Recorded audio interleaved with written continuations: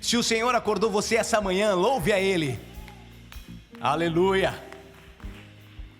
Não é bom estarmos juntos? De qualquer forma, temos que estar juntos. Nós vamos continuar a nos juntar, não é? A gente não pode desistir de estar unido. E é um tempo difícil para fazer isso, mas quando esse versículo foi escrito, eles estavam sendo perseguidos pela sua fé, expulsos das comunidades. Então eu sou muito grato que vivemos um tempo onde Deus nos capacitou para compartilhar a mensagem com vocês. Eu estou empolgado para compartilhar a palavra de Deus hoje. Honestamente, sinceramente, não é só de forma litúrgica. Eu tô empolgado para mostrar, não é de maneira formal. Eu realmente tenho uma coisa e eu quero dividir com vocês hoje. E eu peço a Deus para me capacitar para isso. E claro que primeiro eu quero chamar quem está online. Se eu soubesse que ia ter tanta gente aqui, eu não ia me vestir com esse blusão de flanela. Eu tô começando a suar aqui em cima. Te adoro, Senhor. De onde você é? De onde você vem hoje? Eu sei que a igreja que está indo até você, não é você que está vindo até a igreja hoje, mas a igreja está indo até você. Alguém diz de onde você está assistindo hoje? Ok, tem alguém do Nordeste da Pensilvânia. Me diga seu nome, seu primeiro nome, ou como seus amigos te chamam. Vamos ser amigos, certo? Ser amigos. E me diga de onde você está assistindo, seu primeiro nome ou apelido, se for apropriado. E de onde você está vendo. Se for difícil, me dá uma força na pronúncia, que eu sou muito ruim para isso. Tô tentando acompanhar aqui, mas está bem rápido.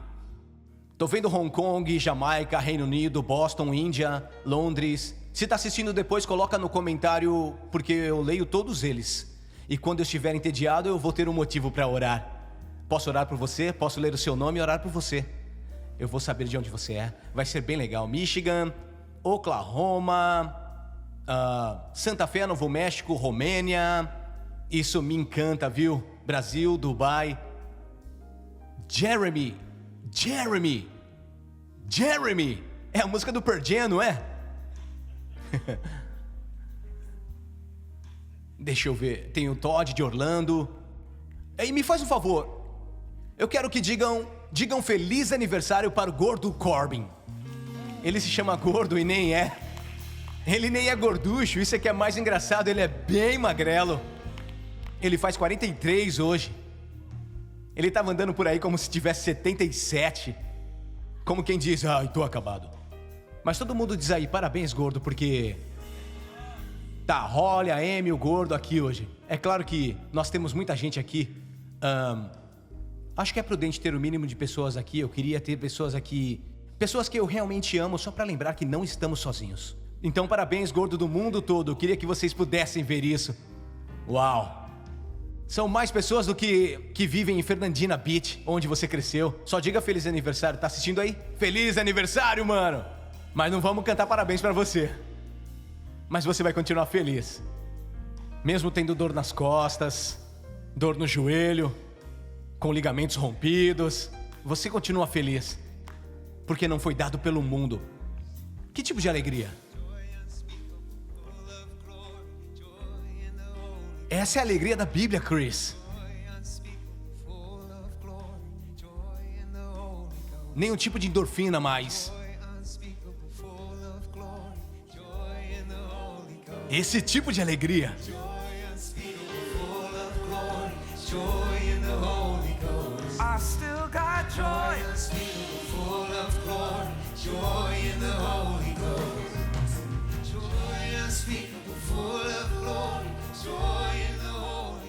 Pai, te agradecemos pelo seu amor e pela sua misericórdia e pelo que não pode ser mudado e nunca será tirado de nós.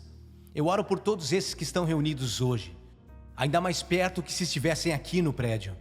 Senhor, te agradeço porque sua palavra está alcançando agora esses homens e mulheres, Desirê, Ronda, Cham, Belinda, e Bill, Dennis e Shelley, na Singapura, no Canadá. Te agradeço porque sua alegria está nos alcançando agora. Nos alegramos em Ti, descansamos em Ti, confiamos em Ti nesse tempo, em nome de Jesus. Amém. Bom, se dá para abraçar quem está aí do seu lado, vai lá, dá um abraço bem forte. E vamos agora para a palavra de Deus. Obrigado, Jesus. Uau! Tô me acostumando com tudo isso, isso ainda é muito novo pra mim, tipo, pregar pra cadeiras vazias, mas é bem legal porque, obviamente, tem mais gente nas câmeras hoje do que quando eu comecei a pregar. E uma coisa legal é passar por algo que parece novo e acessar alguma coisa que você pode ter começado a ter como certo. Coisas pequenas, quando você se sente grato por coisas pequenas. E provavelmente tenha um monte de nós que está se conectando com algo como, no nosso interior, nesse tempo, muito mais do que queremos. Tipo, eu não quero ficar sozinho comigo mesmo, eu fico bem de não ter que ficar perto de muita gente nesse momento. Eu não digo isso num tom arrogante, eu sei que é uma situação muito séria em todo mundo, mas eu estava falando com meu amigo outro dia, eu tenho encontrado um jeito de parar de abraçar as pessoas há alguns anos. Eu não gosto mais de abraçar. Eu costumava gostar mais de abraçar, mas agora eu gosto de abraçar pessoas com meu sobrenome. Então eu tenho procurado uma solução por 4 anos, então. Essa parte se enquadra comigo. E bom, com certeza, uma das coisas que você tem que se acostumar é com contrastes, como isso, por exemplo. É um contraste. Quando eu preguei a semana passada, eu desci aqui do palco. Lembra, não tem ninguém aqui, eu estou olhando só para cadeiras vazias. Temos aqui um telão com comentários do YouTube, mensagens de Penny e África do Sul, e Cape Town, e Derek da Carolina do Sul. E enquanto isso está acontecendo, sabe, eu não estou só pregando. Eu não estou falando que vocês não são ninguém, mas é claro que não tem muita gente aqui. A Holly está ali, e uma Holly vale 1 milhão de outras pessoas. E sabe, estou preparando meus planos para a tarde de quarentena de hoje. Começa cedo. Mas, sabe, além de só termos o nosso grupo de louvor maravilhoso naquele momento lindo na presença de Deus hoje, eu não consigo ver ninguém. Então eu desci do palco semana passada num tranco e meio desorientado, porque um dos nossos membros integrantes me perguntou como se sentiu hoje. Eu disse, um tanto esquisito, mas na verdade, um tanto familiar. Porque, sabe, quando eu comecei a pregar, eu pregava tipo para 3 crianças da 7ª série. Foi assim que tudo começou. E eu sabia que eu pregava e tentava pregar como se fosse uma cruzada do Billy Graham. E eu e o Chris crescemos em cidades que ficavam a 2 horas de distância. A gente fazia música, tínhamos bandas, tocávamos música nas baladas cristãs. Deixa eu contar uma coisa. Isso é um verdadeiro paradoxo mesmo. Uma balada cristã. A gente tocava em uma que eu nem lembro o nome, chamava Salmo 51, PPS 150 ou algo parecido. Era o nome de algum versículo bíblico. E bom, tinha apenas 3 pessoas, 5 pessoas, 10 pessoas era um estádio, sabe? Então para mim é como se voltasse às minhas raízes, porque eu costumava fechar os meus olhos para ver.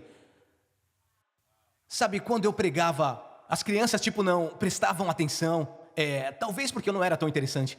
E eu tinha que fechar os meus olhos e só fingia, ou talvez algo diferente de fingir, talvez só fechava os meus olhos para que eu tivesse uma perspectiva que não tinha quando estava com os meus olhos naturais. Então semana passada foi bem legal porque eu estava pregando e eu imaginava as pessoas todas reunidas e precisando de uma palavra de Deus e precisando de encorajamento. Eu vi as pessoas que normalmente não vêm à igreja, mas precisavam de algo a mais para sua alma nesse tempo. E não existem poucas opções de entretenimento. Então elas estão aqui, eu estarei vendo as pessoas que talvez tenham bebido muito para anestesiar a ansiedade, ou também têm brigado muito em casa, ou têm se sentido sozinho, então eu estou aqui pregando para uma sala vazia. Mas quando eu saí do palco, um dos membros do grupo me disse, como se sentiu pregando para o maior número de pessoas que já pregou na sua vida? Eu disse que eu não sabia o que estava fazendo. Ele disse, olha, disse que o equivalente de quem estava conectado apenas naquele culto online e tinha sido só o primeiro do domingo, era o equivalente ao estádio do Bank of America onde o Panthers joga. Ele disse que tinha tanta gente naquela transmissão que era realmente extremo. E eu fui olhar no YouTube. Era a visão de uma sala transbordando, com tanta gente para quem eu estava pregando. E o que eu pensei foi estranho. Foi o contraste entre o que eu estava vendo com os meus olhos e o que Deus estava fazendo lá do outro lado da tela.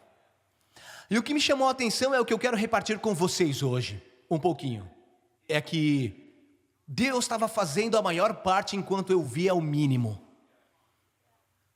E eu quero trazer uma palavra para vocês hoje sobre quantas vezes que nós vemos o mínimo e Deus faz a maior parte.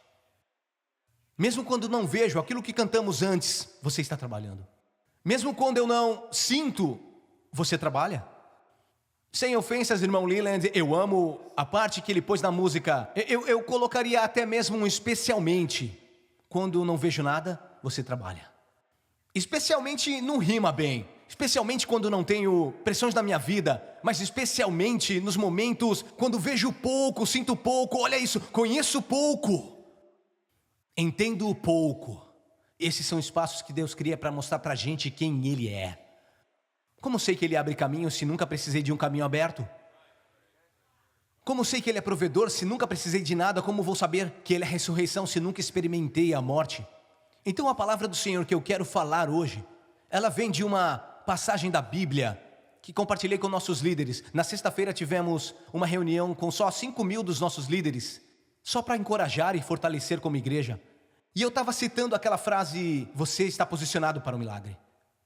Queria que colocasse aí no chat, eu mencionei a semana passada, estou posicionado para o milagre.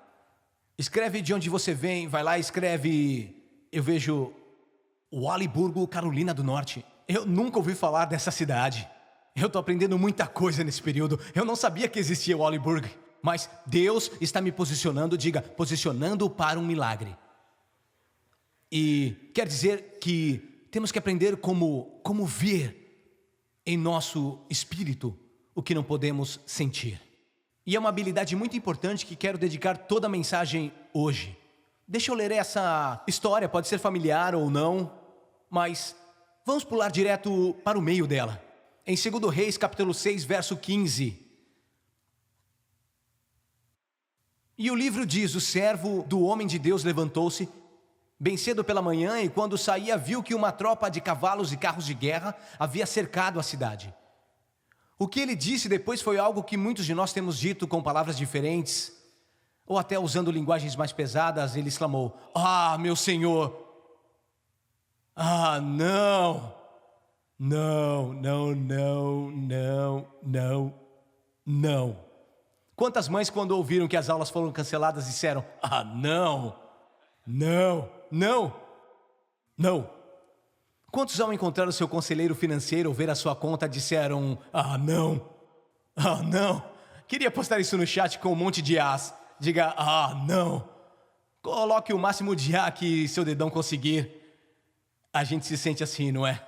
Especialmente se estamos preocupados com alguns sintomas ou lutando contra as nossas emoções. Não. Eu amo o jeito que está na Bíblia. Sua primeira resposta, ele é um servo do homem de Deus, não é? Mas sua primeira resposta não foi, Deus seja louvado. Sua primeira resposta foi, não. E nós queremos fingir que somos espirituais, não é? Estou vendo emojis de oração, mas eu sei que você usa outros emojis também. Procure aquele emoji do diabo, porque realmente o que aconteceu com o servo na passagem, deixa eu contextualizar um pouco aqui. Alguém está ocupado? Eu não tenho nada para fazer. Podemos ficar juntos por um tempo, mas ele acordou num mundo diferente do que ele foi dormir. Ele acordou num mundo diferente do que ele tinha ido dormir. Ele disse, não. Agora, você já acordou num mundo diferente do que aquele que você foi dormir? Você vai entender que isso cria um impulso. Algumas pessoas chamam de medo, eu só chamo de humanidade. É tipo assim, sim. Você já perdeu alguém? Alguém já te deixou na vida de repente? Alguém morreu ou apenas foi embora? E acordou no mundo em que você não tinha mais eles? Talvez você lembre do primeiro dia que acordou no mundo sem seu pai? Ou quem sabe acordou no mundo sem ter um emprego estável? Lembra da primeira vez que você acordou no mundo sem ter,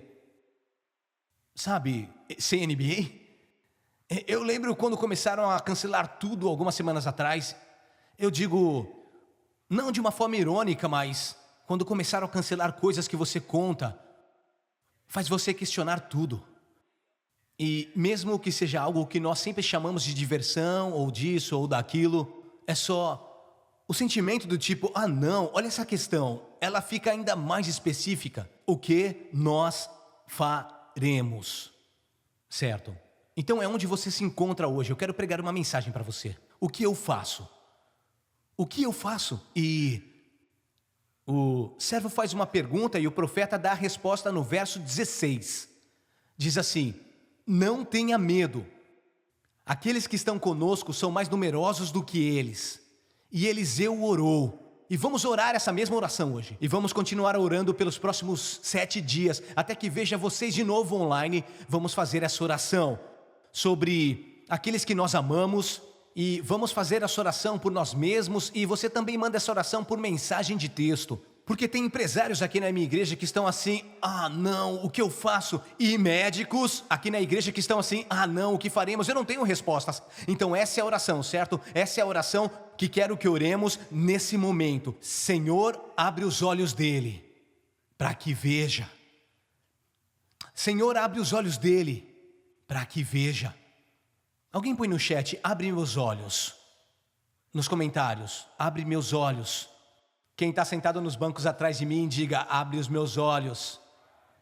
Abre os olhos dele para que veja. Então o Senhor abriu os olhos do rapaz e ele olhou e viu as colinas cheias de cavalos e carros de fogo ao redor de Eliseu. E sabem o que eu amo demais nesse texto? Amo como Deus estava protegendo o seu servo. Amo como Deus foi mais poderoso que o inimigo. Amo como nenhuma arma forjada contra nós prosperará.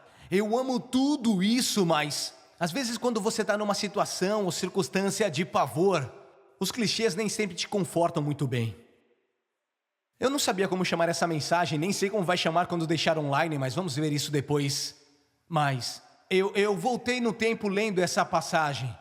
Uma noite dessas, a Abby, nossa filha de 9 anos, quem faz parte da nossa igreja conhece os meus filhos, um de 9, um de 12 e um de 14, mas a Abby é a mais rápida a ir para o nosso quarto no meio da noite, nos acordar porque está com medo. Ela veio outro dia, ela estava tremendo de medo, algo caiu lá no banheiro e eu não estava bem dormindo ainda. Se eu tivesse num sono bem pesado, eu faria algo bem espiritual. Fala aí com a sua mãe. É sério. Mas eu estava cochilando e disse, vem cá meu amor. Um ótimo pai. Eu disse, deita aqui no meu peito. O que foi? Ela disse, estou com medo. Alguma coisa caiu lá no banheiro. Eu disse, não tem nada lá no banheiro. Além disso, se tiver, você está aqui comigo agora. Eu disse, aperta aqui. Ela deu uma apertadinha. A gente tem essa brincadeira, o muro do aperto e do tijolo, o muro do aperto e do tijolo. Aperta, aperta, aperta aqui, tijolo, tijolo, tijolo ali. Eu falei, aperta aqui. Ela riu um pouquinho, mas continuou chorando. Eu disse, não tem nada no seu banheiro, e mesmo que tivesse, você está aqui comigo agora. Ela disse, eu ainda estou com medo. Eu amo as crianças. Eu vou chamar essa mensagem por enquanto de eu ainda estou com medo. Porque sabe, enquanto é fácil citar versículos como não tenha medo, vamos olhar para isso um momento e ter uma perspectiva, porque estamos em momentos difíceis agora, mesmo lidando apenas com um vírus nesse momento. Mas aqui não é um vírus invisível, mas isso é sobre cavalos e carruagens que perseguiam os homens de Deus em Dotã. É tipo, eu fui dormir e estava tudo bem, acordei e estava cercado, fui dormir e tinha um emprego, acordei e não tenho, fui dormir e estava tudo bem, acordei em um mundo totalmente diferente. Ele fez uma pergunta sensata, certo? Esse é o homem de Deus, ele é o pregador, esse é o homem que fala e Deus age, esse é o cara que fala e Deus provê. Ele fez a pergunta para a pessoa certa, ele disse, o que nós faremos? Veja a resposta desse homem de Deus, Eliseu. Ele disse, não tenha medo. Eu te pergunto, gostei demais, muito obrigado. Tem gente que dá conselho que dá vontade de dar uns tapas. Bem, eu não havia pensado nisso. E é apenas um momento para cristãos bem intencionados ficarem quietos. Do tipo, você perdeu seu emprego, Deus vai prover. É bom para alguns contextos, mas às vezes quero que você veja como Eliseu cuida disso. Às vezes é mais importante aquilo que não fazemos do que o que nós fazemos. Não parece correto, mas você sabe do que eu estou falando. Às vezes o que eu não faço em um período, quando estou em dúvida, é mais importante do que quando eu faço, porque vamos seguir o texto. Quero aproveitar o tempo, não tem o próximo culto para começar a entrar, então podemos fazer isso direito. Põe de novo, ele disse, o que faremos? E o profeta disse, não. Pode voltar no 15. O que faremos? E o profeta disse, não. E o homem disse, o que faremos? E o profeta disse, não. Então fiz uma pergunta, o que você não faria? Em um tempo onde tantos estão desesperados e estamos todos um pouco amedrontados e todos nos sentimos com medo. Se você não está com medo agora, eu tenho medo de você. Se você não está com medo agora, você é algum tipo de robô demoníaco cibernético que veio para destruir o planeta. E eu quero você de quarentena, certo? Porque ter carne significa ter medo. Então, enquanto ele está pensando, o que esse novo mundo que eu acordei significa e o que faremos? O profeta começa assim, não. Não. Quem sabe para você tem que ser assim dessa vez. Eu não vou atacar as pessoas mais próximas de mim por causa do medo que eu sinto das coisas que estão rolando ao meu redor. Talvez seja assim. O que você não vai fazer? Que pergunta é essa, hein? O que nós fazemos? A primeira coisa a se fazer é decidir o que não vou fazer. Então, eu não quero só criar histórias irracionais na minha mente. Eu não vou gastar 3 horas lendo teorias da conspiração no Twitter. E então orar a Deus, Senhor, guarda a minha alma. Você distanciou a sua alma dele e pede isso agora. O que eu vou fazer, o que eu não vou fazer, é gastar tempo com o que é hipotético. O que eu não farei, o que você não vai fazer. Eu ficaria bem chateado com o profeta. Eu estou sendo bem honesto. O que nós faremos? Qual é o plano? Qual é o esquema? Vamos lutar? Tem muitos homens. E aqui só eu e você. Naquela época Eliseu já estava velho. Ele não podia mais lutar. Então sou eu contra todos eles. O que nós faremos? Qual é o plano? Qual é a saída? Qual é o que fazer? Qual o esquema? O que fazer? Certo. Não tenha medo. Não está adiantando para mim agora. Como eu faço isso? Como não ficar com medo? Não estou com medo, não estou com medo, não estou com medo, não estou com medo. Ainda estou com medo. Ela disse, eu ainda estou com medo, eu sei que você está comigo. Ainda estou com medo. Ainda tem alguma coisa no meu quarto, eu tenho 9 anos, ainda sou fraco, eu ainda tenho contas. Ainda tenho que ir ao mercado e ao trabalho. Eu ainda tenho um parente de 84 anos e começou a tossir e eu não sei quando vou vê-lo de novo. Eu ainda tenho medo. Por que ele disse não tenha medo? Ok, eu quero ensinar um pouco. É quase impossível ser estratégico quando se está com medo. Então a primeira coisa que temos que fazer como pessoas de fé, e eu uso esse termo não para ser otimista ou pessoas que acreditam em contos de fadas, ou pessoas que voam em nuvens de algodão doce sobre lagos que queimam enxofre e sofrem nesse mundo porque conhecemos Jesus. Não é esse tipo de fé que eu falo.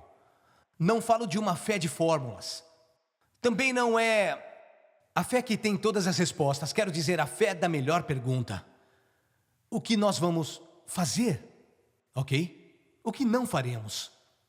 Não nos entregamos ao desespero, certo? O que isso tem de bom? Nós não... Eu sei, uma outra coisa que nós não fazemos. Não menosprezamos o sofrimento dos outros. Não fazemos isso. O que vocês acham disso? Vão falar comigo depois. Nós não comparamos o que os outros estão passando com o que nós enfrentamos. E nós não começamos a correr falando idiotice. Sabe o que não fazemos? Não vamos nos comentários do YouTube para falar como é esse o julgamento de Deus. Não falamos sobre coisas que não sabemos, está além da nossa capacidade. Isso é o julgamento de Deus, o quê? A mãe de alguém morreu. E você querendo ser o melhor teólogo do pedaço, sendo um primário amador da teologia. Fica na tua, amigo. Deus é Deus. Não vou tentar ser Deus, esse é trabalho dele. Lembra da história da Holly que ela pregou outro dia? Ela pregou sobre meninos que sempre brigavam. Boa história para a quarentena, né? para todos aqueles pais que têm filhos que realmente têm algum tipo de problema de disciplina. Eles brigam às vezes, mesmo orando com eles, eles brigam às vezes. Eles brigam entre irmãos, mas quando isso acontece, eles resolvem entre eles. E a mãe perguntou, por que vocês estão brigando? E um deles tinha um sanduíche e não queria cortar no meio e dividir. E a mãe disse, vocês têm que compartilhar. Ser como Jesus. Jesus compartilhou. E o que estava com o sanduíche olhou para ela. E aí ele deu uma mordida e disse, seja Jesus. Divide você. Eu vou dar uma mordida. Mas quando a minha esposa pregou essa mensagem, a mensagem era, deixa Deus ser Deus. Deixa Deus ser Deus. Seja Jesus. Você seja humilde. Seja confiável. Jesus tinha um relacionamento parecido com isso com o Pai. Ele disse, eu não quero ir para a cruz, eu não quero beber desse cálice, mas seja feita a tua vontade e não a minha. Então seja como Ele. Mas o que eu não farei nessa situação é muito importante quanto o que eu vou fazer. Então o Espírito Santo está naquela frase, reflita nisso agora. O que você não vai fazer. O que eu vou fazer ou não fazer? Eu não vou viver com medo. Eu posso sentir medo, mas não vou viver com ele. Talvez possa experimentar sensações de medo. Eu senti minha respiração diminuir um dia desses, antes de vir pregar. Alguém perguntou para mim, quanto tempo faz que você parou de sentir medo antes de pregar? Eu disse, eu ainda sinto medo. Toda vez que eu prego, eu estava tremendo antes de subir aqui hoje. Agora eu já sei como controlar o tremor, para vocês não verem. Mas minhas mãos ainda tremem nos meus bolsos, porque isso é importante para mim. Alguém pode estar desencorajado, depressivo, alguém pode estar nas últimas, e eu tenho que pregar a palavra como algo importante para mim. Eu não quero ser o elo mais fraco daquilo que Deus quer mostrar para você. Eu não quero aparecer aqui e perder o foco daquilo que Deus quer dizer. Eu ainda estou com medo, mas isso não deve me parar. Então o que eu estou dizendo não é que eu não vou sentir medo, não é que eu não terei perguntas. Não que às vezes na minha mente, quando eu estou fazendo orações, eu faço orações que às vezes nem soam como orações. Eu oro às vezes do tipo, droga, eu estou orando pedindo a Deus, por favor. Eu estou fazendo orações, eu não estou caminhando na minha casa o tempo todo com as mãos levantadas. Mas não vou parar de adorar.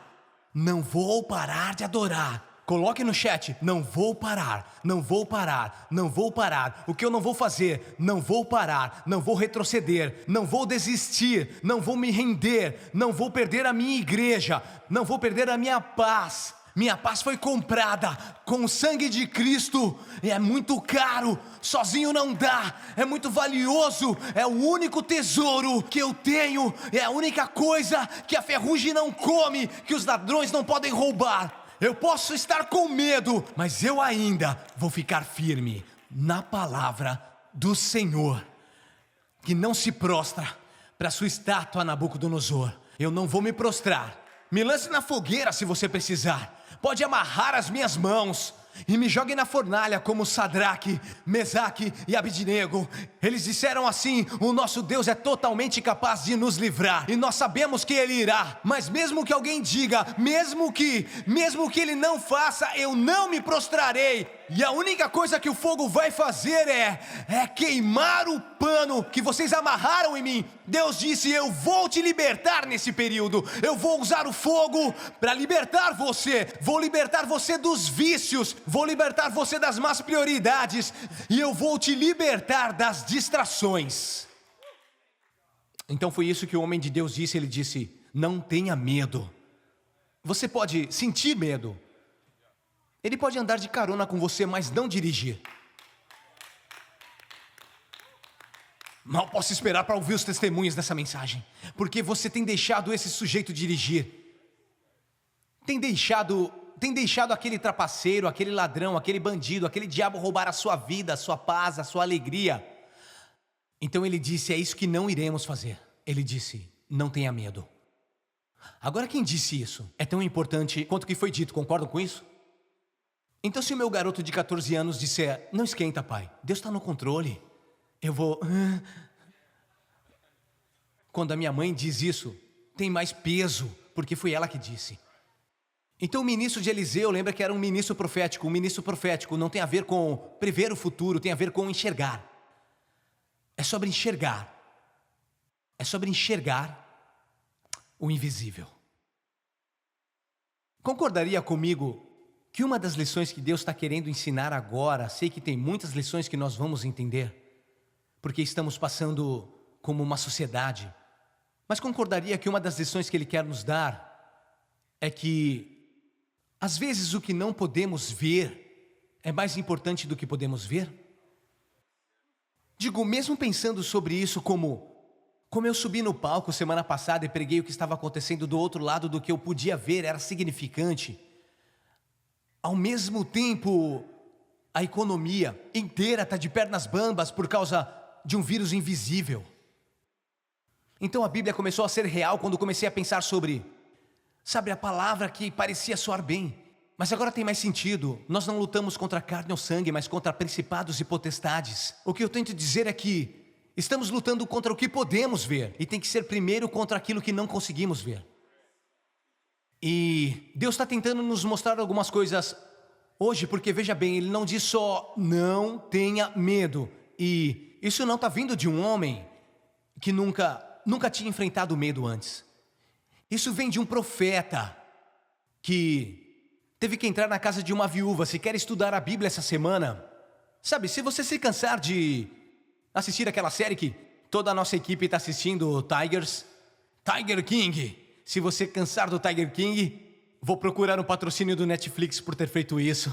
Mas se cansar de assistir, leia 2 Reis 4. Eliseu vai, esse é o mesmo que disse não tema para o servo quando estavam cercados pelo exército que veio prendê-lo por aquilo que podia ver. Ele teve que entrar na casa de uma mulher que disse, eu estou à beira da morte.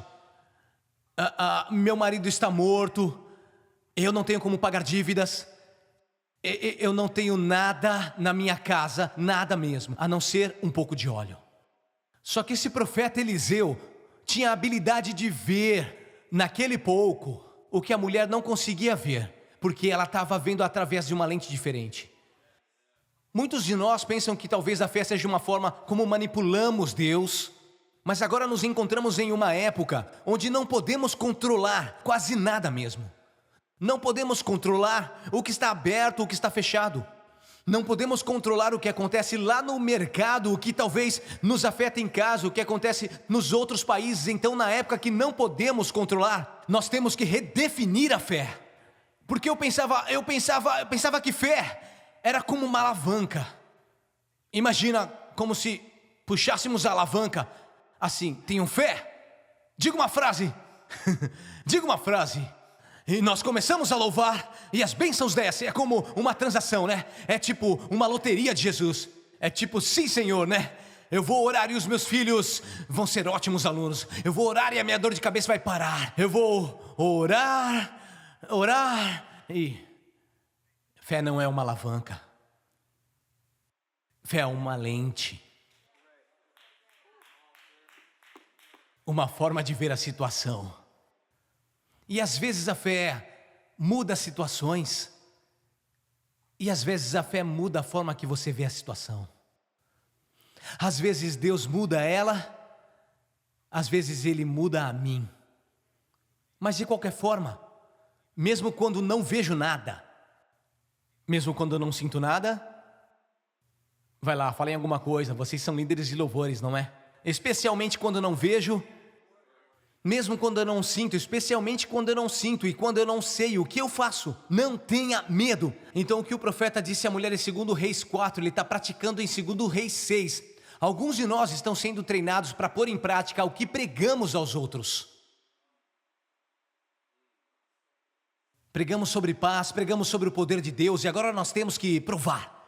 O que Deus nos mostrou na luz é verdadeiro sobre a escuridão. O que Deus nos mostrou nas montanhas é verdadeiro no vale.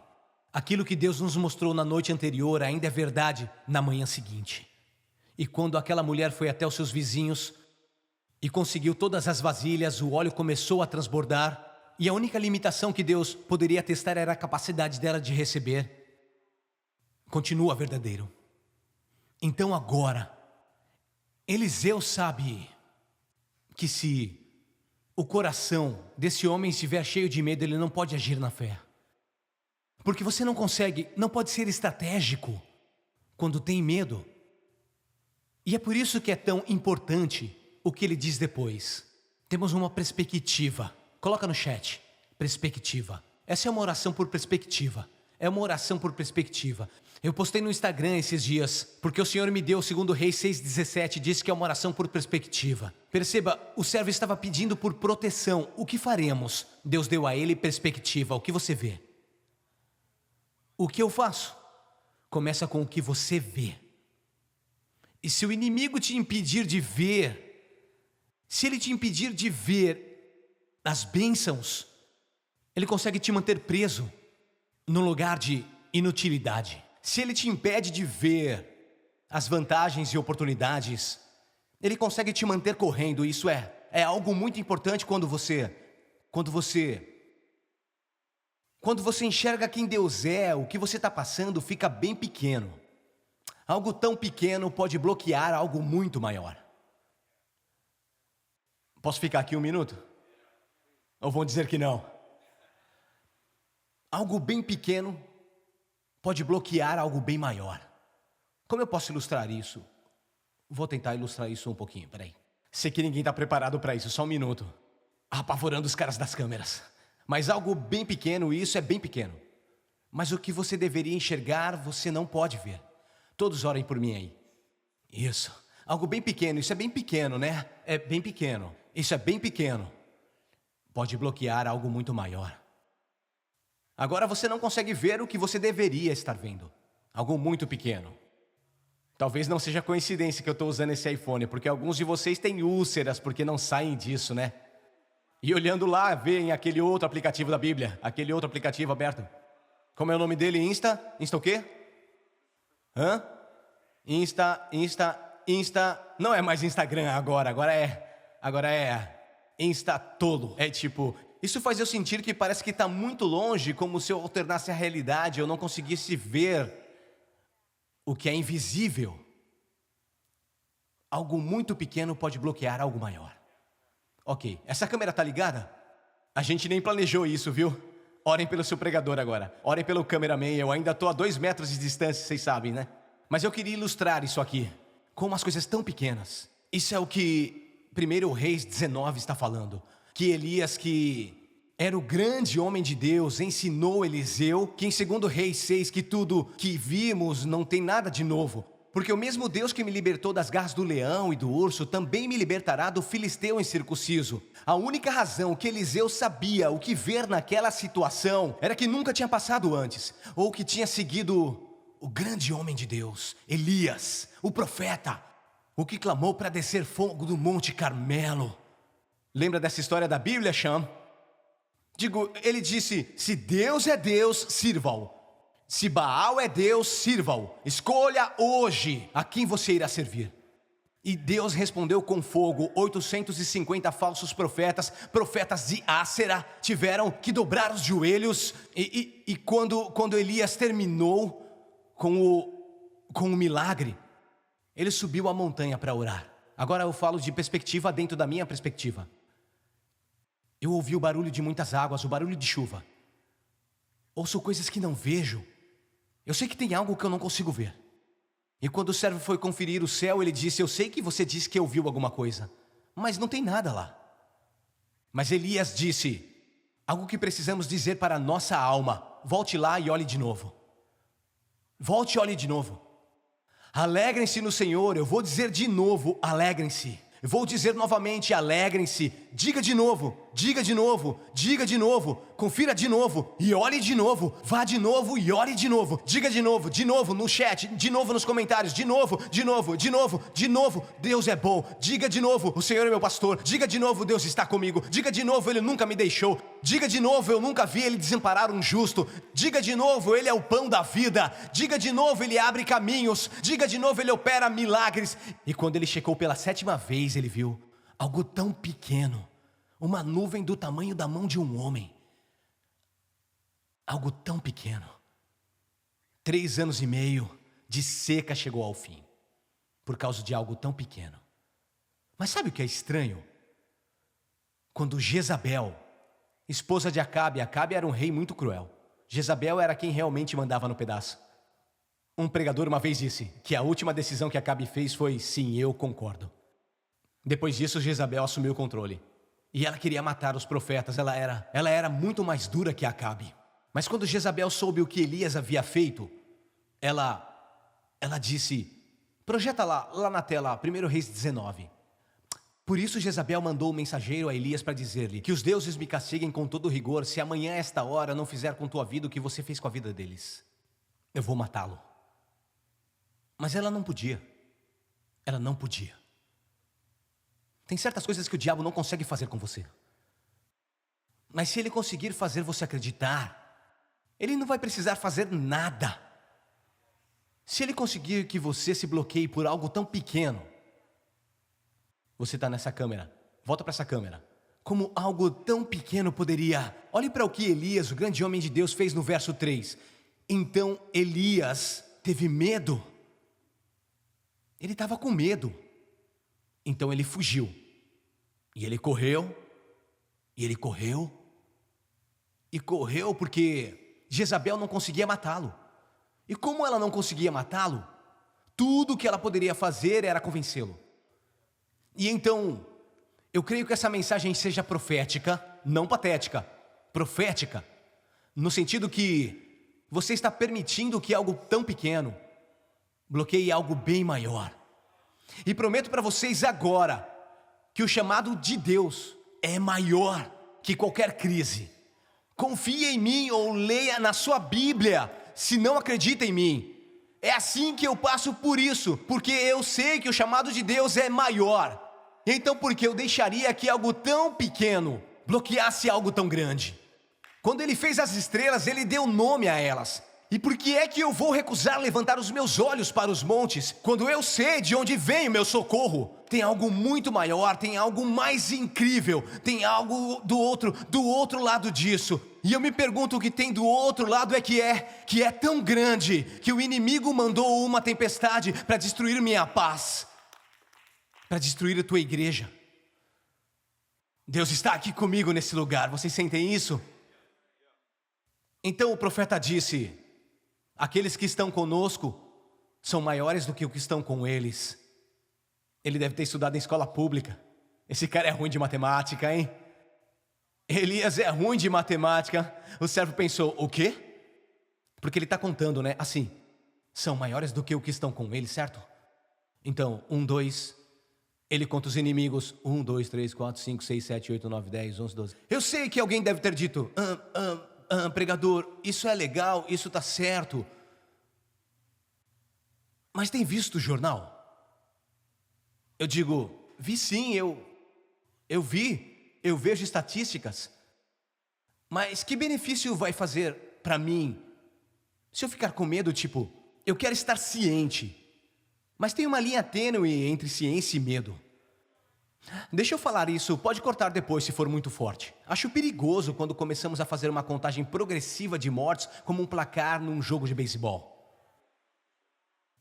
E eu acho que isso cruza a linha. E eu acho que isso nos coloca no estado onde estamos fazendo da miséria um entretenimento. E nos tornamos viciados em sermos medrosos. Isso faz a gente se sentir bem. Isso é normal. Sabe uma das razões por que Elias fugiu de Jezabel? Ele era acostumado a correr. Ele tinha se escondido por 3 anos e meio. E ele fez o que era natural. E muitos de nós, quando nos acomodamos no estágio de medo, é porque isso se tornou familiar para nós. É como se fosse um grupo de terapia, não é? É que às vezes a gente se sente mais confortável num estágio de medo do que num nível de fé. E o que o profeta deu a ele foi uma nova forma de fazer matemática. Eu escrevi nas minhas notas: isso é um milagre matemático. Alguém põe nos comentários: isso é um milagre matemático. Milagre matemático, tipo assim, estão prontos? Tem mais de nós do que deles. Como? Feche os olhos e verá. Porque eu não estou falando sobre o que você pode ver, estou falando sobre o que é mais real do que você pode ver. Feche os seus olhos e vê. Isso é um milagre matemático. É um milagre matemático igual: Gideão, você tem homens demais. Homens demais? Eu vou para uma guerra, é exatamente o que eu preciso. Soldados, e você sabe que tem muitos. Porque se você for com muitos homens, você vai achar que foi você que venceu a batalha. Então, quando ele chegou no número 300, Deus disse: agora vai.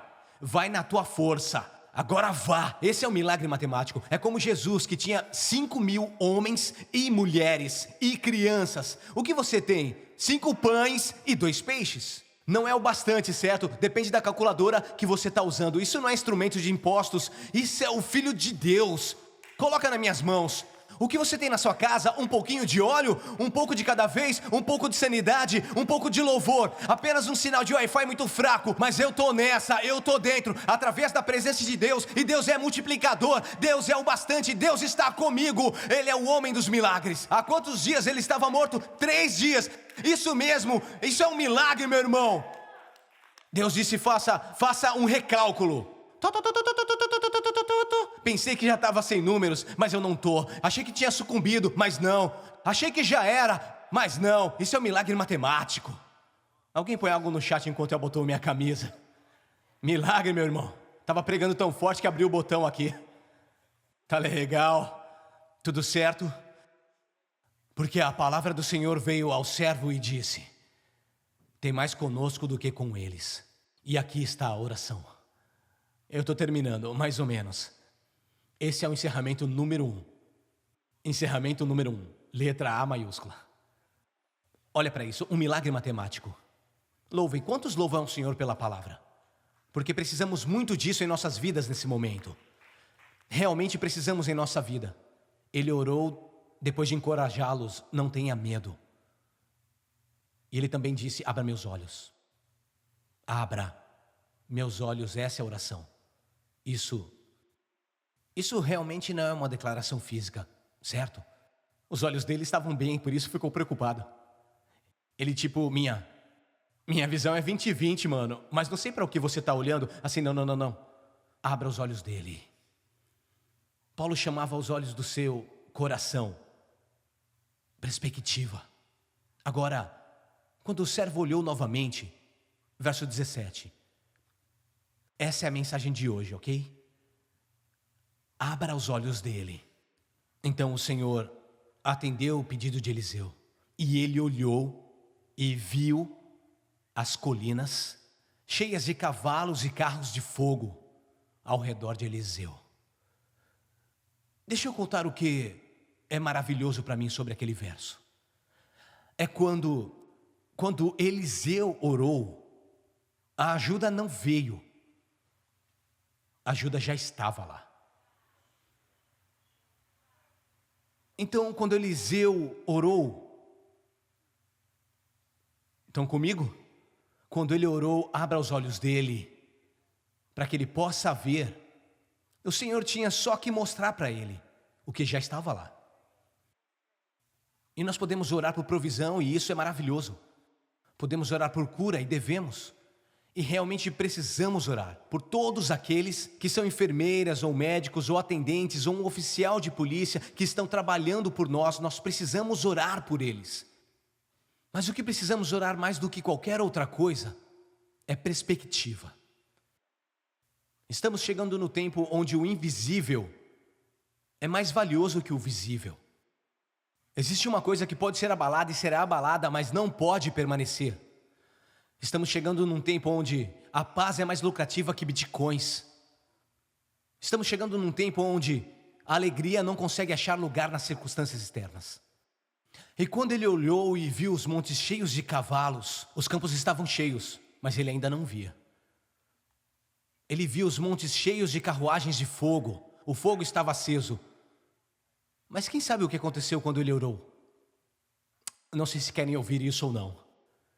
E olha, eu acho que não podemos pôr um B3 nisso. Na verdade, eu preciso dizer, Deus não respondeu à oração de Eliseu eliminando os inimigos. Ao invés disso, ele iluminou a sua presença. Então a fé não é uma alavanca que eu puxo e faço as coisas pararem. Deus é uma lente, fé é uma lente e eu olho através delas, para ver que Deus tem estado lá o tempo todo. Ele está com você agora, mas eu ainda estou com medo. A Hebe disse: eu ainda estou com medo. Então apenas fique comigo. Apenas fique comigo. E não importa o que tem lá em cima, não importa o que está acontecendo lá. Você precisa ficar com seu pai agora, você tem que ficar na fé agora. E a única forma de podermos lidar com medo, se ficarmos com medo e ficarmos frustrados, nós ficamos tapados. Não somos bons estrategistas quando estamos com medo, então não tenha medo. Olha aqui, a única forma de fazer isso é mudando o foco. Mudando o foco. Certo? A situação não mudou em 2 Reis 6, mas o foco mudou. A única forma que eu conheço de eliminar o medo é trocar aquilo em que eu estou focando. Então eu preciso que nós agora comecemos a pedir ao Senhor para iluminar, não eliminar. Oh Deus, tira o medo de mim. Não é assim que funciona. Ah Deus, me dá todas as respostas, me conta o plano. Eu preciso das estratégias. Deus diz, antes das estratégias eu quero te dar uma luz que irá brilhar sobre sua situação. Deus acende a sua luz em nossos corações para nos mostrar quem tu és, não quem pensávamos que você fosse. Nos mostra o que significa crermos que o Senhor nos dará abundantemente mais daquilo que pedimos ou pensamos. Agora aí no chat, nos comentários, como oração, diga, abra os meus olhos.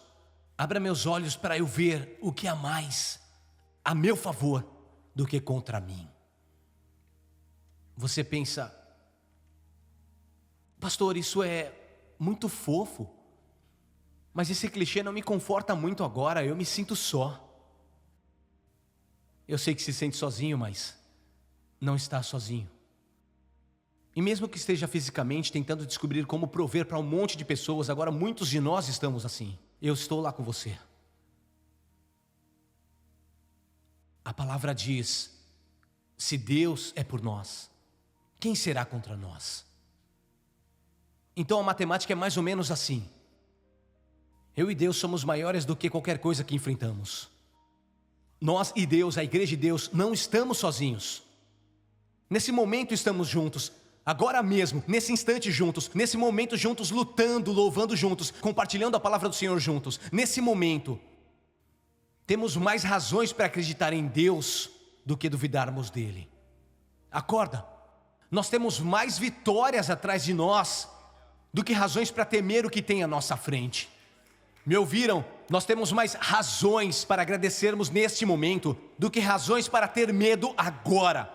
Então vamos lá, apenas uma perspectiva de louvor e com os olhos muito abertos e até mesmo com as mãos levantadas, vamos, deixe seus filhos verem você louvando a Deus. Deixe suas crianças verem como você enfrenta as batalhas. Deixe seus filhos verem como faz para vencer uma tempestade. Deixe essa geração contemplar que nós somos a geração que vai declarar as obras do Senhor e que há muito mais por nós do que contra nós.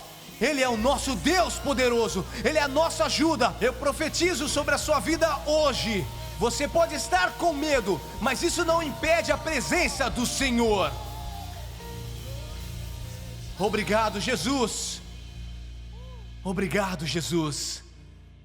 Ele está fazendo a maioria quando nós sentimos a minoria. E eu venho até você hoje em nome de Jesus e da Elevation Church para dizer que você não está sozinho. Você não está sozinho. Deus está com você, nós estamos com você e você não está sozinho. Mas ainda estou com medo, mas não está sozinho. Mas eu ainda estou com medo, mas Ele te segura nas palmas das suas mãos. Como você sabe disso? Como sabe que Ele está me segurando? Como pode dizer isso? Eu digo pela fé, não por sentimentos. E agradeço a Deus por sua presença conosco nesse momento. Se você recebe essa palavra agora, apenas diga aí mesmo, eu recebo, eu recebo, eu recebo, eu recebo, eu recebo por fé, eu recebo alegria, paz, sabedoria. Amém. Uau! Mal posso esperar para ler os comentários e ver como Deus está usando essa mensagem. Pode compartilhar nos comentários como Deus está usando essa mensagem, porque eu vou sair daqui correndo e eu vou ir direto para ver. E eu quero ouvir todos os testemunhos daquilo que receberam do Senhor hoje. Deus está mudando o nosso foco. E uma das melhores coisas que podemos fazer nessa época é compartilhar o evangelho sem parar. Quantos acreditam que temos que continuar seguindo em frente pela fé? Não podemos ser aqueles que recuam. Não podemos ser aqueles que começam a se fechar em nós mesmos. E vocês se acalmem aí antes da gente começar a cantar de novo. Diminui aí. Mas eu quero mostrar uma coisa antes que eu vá embora. E em só um minuto eu quero mostrar para vocês um pequeno clipe, porque eu quero que saibam que essa igreja, esse ministério, nunca teve tanta oportunidade de alcançar mais pessoas. E Deus tem aberto os meus olhos. Sabe, nem todas as igrejas agora podem se encontrar online como nós. Muitas delas não estavam preparadas para isso. E quando você ora e pede, Deus, o que eu faço, o que eu faço, o que eu faço, o que eu faço, o que vai fazer por mim, o que vai fazer por mim, que tal? Que tal perguntar o que vai fazer através de mim? É parecida com a visão da nossa igreja. Veja o que Ele quer fazer através de você. E uma das formas para mudar o foco é abrir os nossos olhos e ver como Deus pode nos usar. Eu quero agradecer a todos vocês que doam, que servem, compartilham o evangelho. E essa semana quero dar um passo de fé para a nossa igreja e mostrar o que Deus fez através de você. Isso é para aqueles que doam, para aqueles que se consideram parte da nossa igreja. Não apenas se consideram, mas investem nela, como eu disse. Onde está o seu tesouro, aí está o seu coração.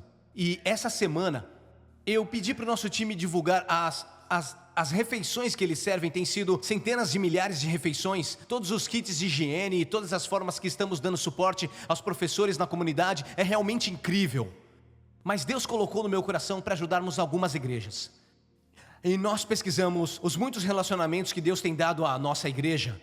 E eu consegui me reunir com o meu grupo através de videochamada e uns pastores nessa semana, e apenas para abençoá-los em nome de vocês.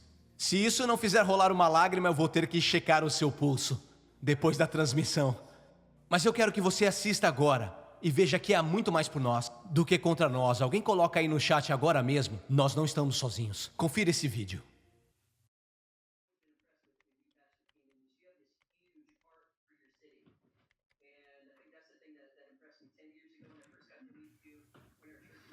Essa voz de fundo, o nosso pastor local, Larry Bry, ele está falando com um dos nossos amigos que pastoreia uma grande igreja em Detroit. E a gente está tentando descobrir como andar com eles nesse tempo enquanto eles ministram lá em Detroit. Então o nosso time está conversando com ele. E em um minuto eu vou dar um alô e orar por ele. E compartilhar como os nossos ministérios da igreja, aqueles que doam, estarão dando a eles apoio e ajuda. É para suas finanças. Durante esse mês, eu vou fazer isso daqui a pouquinho. Então, quais são as necessidades que estão aumentando na sua comunidade? A necessidade de encorajamento para amenizar o medo que as pessoas têm. Existem indivíduos nas nossas igrejas que estão começando a perder seus empregos, perder seus negócios. Então, muitas pessoas da nossa igreja, especificamente, têm sido afetadas financeiramente. Com certeza, eles não têm onde trabalhar. E estamos nessa situação, eu e minha esposa. Ela não pode trabalhar. E onde ela trabalha, não podem pagar. E durante esse período... Eu estava numa loja na segunda noite e vi algumas pessoas que eram da nossa igreja e pude ver que elas estavam com medo. Elas nem se aproximaram para conversar, elas acenaram de longe, disseram "Oi, pastor" e continuaram, quando normalmente a gente iria conversar por uns 10 minutos no corredor. Então eu acho que o medo tem prendido muitas pessoas. Então vocês não deveriam estar mudando para o seu novo prédio a semana passada? 2 semanas atrás, dia 15 de março, era para ser o nosso primeiro domingo e foi o primeiro dia em que não podíamos mais. Estamos com pensamento positivo, mas acho que para a igreja em geral, todos estamos tentando descobrir como pastorear todo mundo até isso acabar, sabe? Estamos assistindo, vendo como é que rola e tal, e nós criamos um grupo online no Facebook para tentar manter a comunicação e olha tentando só, entender, estamos fazendo tudo pra gente ficar junto. Fala aí, homem de Deus. Pastor Steven! Meu coração tá quase saltando pela boca aqui. Estão todos vivos? Estou tentando. Pastor Steve, tudo bem, meu irmão? Hey, Daniel. Tudo bem, meu irmão? Pastor Steven, uau! Fala, homem de Deus. Que demais, que bom te ver. Que bom ver você. Uau, que demais. Que bom te ver também, que bom te ver. Uau. E aí, tá seguro aí? Sim, estou. Sim, eu tô. Então, ficando em casa o máximo que podemos, lavando nossas mãos, orando muito, todas essas grandes coisas. Estamos bem pela graça de Deus, sabe? Parece que estamos todos recomeçando. Aprendendo como fazer tudo isso. Devemos voltar ao normal em alguns meses, mas ainda vai ser diferente. Eu só queria contar a vocês, eu orei o dia que eles cancelaram nossas reuniões públicas.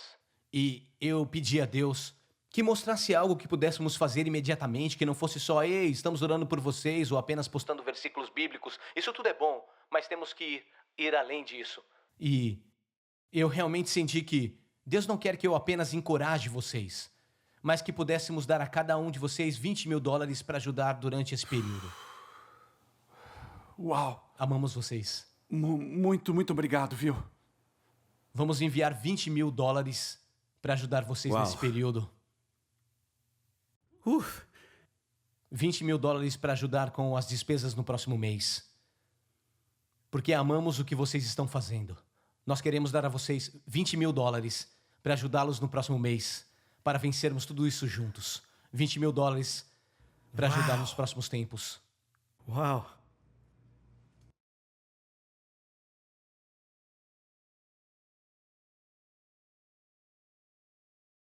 Uau, nós te amamos. Muito obrigado, Pastor Steve. Muito Uau, obrigada. vocês são os melhores. É uma honra andar com vocês.